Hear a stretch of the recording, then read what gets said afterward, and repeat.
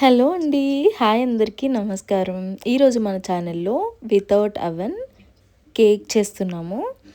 So, ఇది చాలా delicious and స్పాంజీగా ఉంటుంది. నేనైతే ఇక్కడ 4 ఎగ్స్ తీసుకున్నాను. 4 ఎగ్స్‌ని మంచిగా ఇలా విస్క్ చేసుకోవాలి ఫోమ్ వచ్చే వరకు. దాంట్లో కొంచెం అంటే ఒక 1 టేబుల్ స్పూన్ ఆహ్, వెనిలా ఎసెన్స్ వేసుకున్నాను నేను. మీకు ఏదైనా వేరే ఫ్లేవర్ కావాలంటే మీరు వేసుకోవచ్చు. బట్ వెనీలా కేక్ చాలా బాగుంటుంది. అండ్ ఇక్కడ నేను ఇప్పుడు చూపించాను కదా గ్లాసు, ఆ గ్లాస్తో నేను 1 కప్ ఆఫ్ మైదా తీసుకున్నాను. సేమ్ అదే కప్తో 1 కప్పు షుగర్ తీసుకున్నాను. సారీ, అదే గ్లాస్తో. సో ఇక్కడ ఆ షుగర్ని నేను మొత్తం పౌడర్ చేసేసుకున్నాను ఫస్టే, ఈజీగా మెల్ట్ అయిపోతుందని ఎగ్లో. సో ఆ పౌడరు, షుగర్ పౌడర్ వచ్చేసి నేను ఇక్కడ ఎగ్లో వేసేసుకున్నాను. వేసేసుకొని మంచిగా బీట్ చేసేసుకుంటున్నాను. షుగర్ మొత్తం పూర్తిగా కరిగిపోయి ఇలా కొంచెం క్రీమీ టెక్స్చర్ రావాలన్నమాట బ్యాటర్ అంతా. సో మీరు రూమ్ టెంపరేచర్లో మెల్ట్ అయిన బటర్ని కొంచెం వేసుకోండి.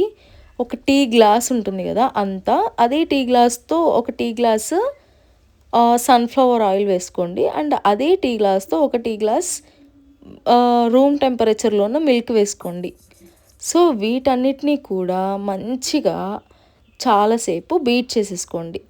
బీట్ చేసిన తర్వాత పూర్తిగా కలిసిన తర్వాత ఆ 1 గ్లాస్ ఆఫ్ మైదా ఉంది కదా, అది జల్లెడ పట్టండి. అంటే కొంచెం పిండి జల్లించుకోండి.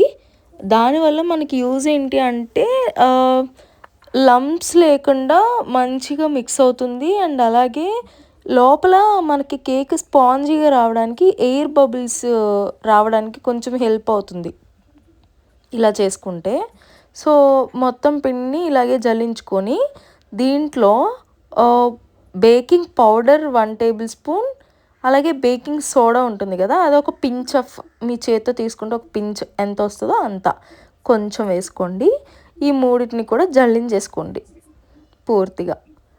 జల్లించేసుకున్న తర్వాత మెయిన్ పార్ట్ ఏంటి అంటే, అసలు మన కేక్ పర్ఫెక్ట్గా రావాలి అంటే మనం చేయాల్సింది ఏంటి అంటే కట్ అండ్ ఫోల్డ్ మెథడ్లో బ్యాటర్ మొత్తాన్ని లంప్స్ లేకుండా కలపడం అనమాట. ఈ కట్ అండ్ ఫోల్డ్ మెథడ్ అంటే ఒకసారి ఇలాగా ఫోల్డ్ చేసి కట్ చేయాలి, ఫోల్డ్ చేసి కట్ చేయాలి, అలా అనమాట.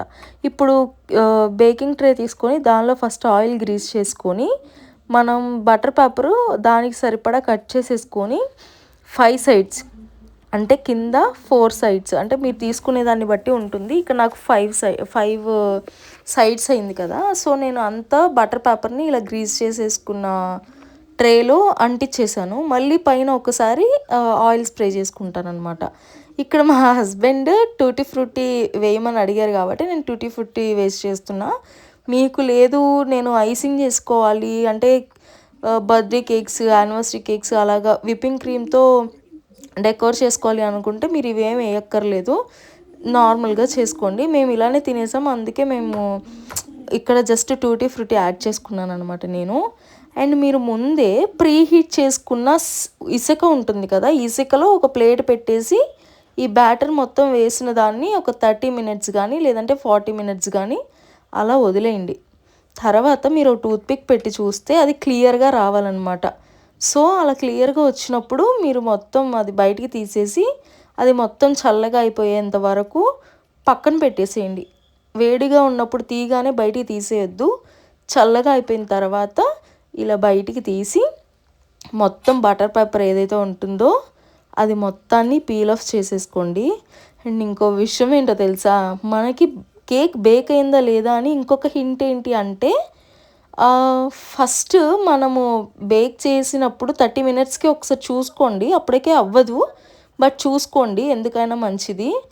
40 మినిట్స్కి 50 మినిట్స్కి మాత్రం ఒక మంచి స్మెల్ వస్తుందండి, ఇల్లంతా బేక్ అవుతున్నట్టు చాలా మంచి స్మెల్ వస్తుంది. మీకు అప్పుడే సగం అర్థమైపోయి ఉంటుంది కేక్ బేక్ అయిపోయింది అని. వెళ్ళి ఒకసారి చూడండి, టూత్పిక్ పెడితే క్లియర్గా వస్తే కనుక మన కేక్ రెడీ అయిపోయినట్లు. ఇక్కడ చూడండి అసలు ఎంత పర్ఫెక్ట్గా వచ్చిందో అండి, అసలుకి చాలా స్పాంజీగా వచ్చింది. చూడండి అసలు నొక్కినా వెంటనే పైకి వచ్చేస్తుంది, బౌన్సీగా, లైక్ చాలా స్పాంజీగా ఉంది అసలుకి. టేస్ట్ కూడా అండి ఎంత బాగుందో తెలుసా, చాలా బాగుంది. ఇది మీరు మీ ఇంట్లో మస్ట్గా ట్రై చేయాల్సిన రెసిపీ. అండ్ మనకి కేక్స్ అంటే అబ్బా! అవెన్ ఉండాలి కదా! లేదంటే బీటర్స్ ఉండాలి, హ్యాండ్ బీటర్స్ ఉండాలి. ఇలాంటివన్నీ అని అనుకోని చాలామంది చేయకుండా ఆగిపోతారు. అస్సలు అలాంటివి ఏమీ అవసరం లేదండి. అసలు జస్ట్ ఇంత సింపుల్‌గా ఎంత టేస్టీగా చేసుకోవచ్చు. ఒక్కసారి ట్రై చేసి చూడండండి. చాలా బావుంది. అండ్ ఇది మనకి ఫ్రిడ్జ్‌లో పెట్టకపోయినా కానీ 1 వీక్ వరకు ఫ్రెష్‌గా ఉంటుంది. 1 వీక్ వరకు మీరు తినొచ్చు. అసలు ఇక్కడ చూడండండి ఎంత బౌన్సీగా ఎంత స్పాంజీగా ఉందో. టేస్ట్ కూడా చాలా బావుంది. మీకు నచ్చితే లైక్ చేయండి.